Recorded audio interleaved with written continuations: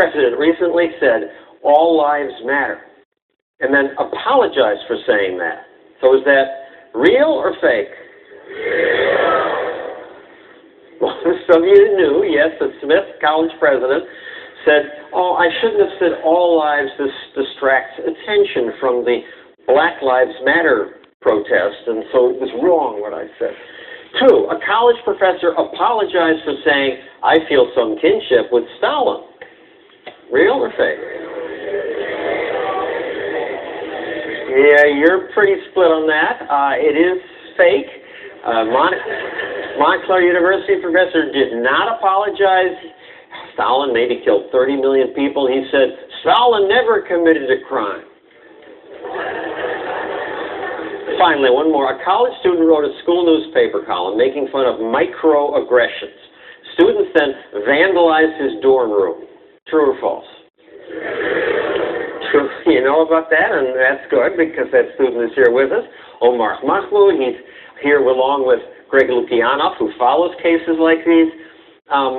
Omar, what did you write about microaggressions? Oh, it was a really tame satire. My dad, who might disagree with me politically, actually said that was classy.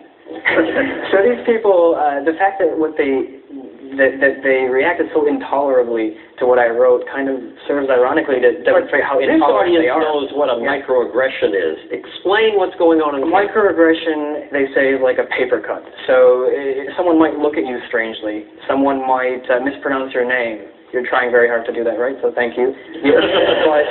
But the point is, it can be anything. It can be anything. Princeton University just started something called Tiger Microaggressions, and no one is allowed to tell anyone else what is a microaggression and what isn't. Basically, whenever you're offended, you can play the victim card, and it gives you a certain power. And Greg, this is a growing movement? Not only do you have a right not to be offended, you have a right to be confirmed in every possible way. We've made it very difficult to talk about anything on college campuses, and we come up with theory after theory to actually shut down rather than facilitate debate.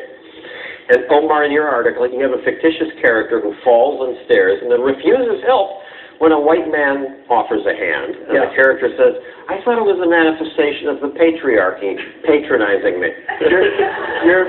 Your mustache is another instance of the patriarchy here. I mean, I love it.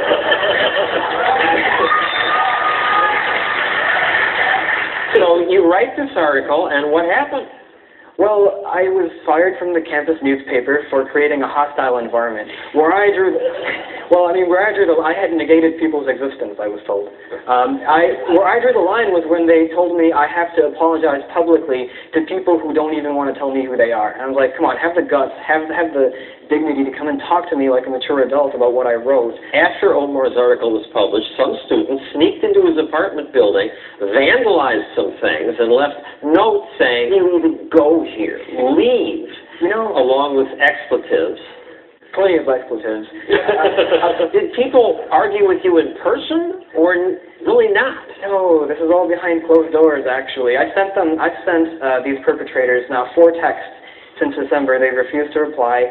You're just beyond the pale. You just don't. Oh, they do not want dialogue. And it's a theme throughout a lot of what we do is that they actually tried to invoke harassment law to say that you can't write this incredibly, I would call his satire cute. It was sweet. And they tried to say, well, that's a hostile environment, so we have to fire you. And you see harassment rationale is built at this giant cannon of Title IX harassment. We just had a case where there was an incident at the City University of New York system where they told students that they couldn't, or employees, that they couldn't use either Mr. or Ms. on campus because it would violate Title IX. They pulled this out for everything. At Marquette University, it was decided it is forbidden to even question gay marriage. Yeah, part 1, a professor in a class tells a student that we can't really debate gay marriage in class because that would be offensive and wrong. No talking about it. So another professor blogs about this, and they're now trying to fire the professor who blogged about it. And students don't get upset about this? Sometimes they do. The students in this room are terrific students. Students for Liberty has consistently been on the side of free speech and dialogue.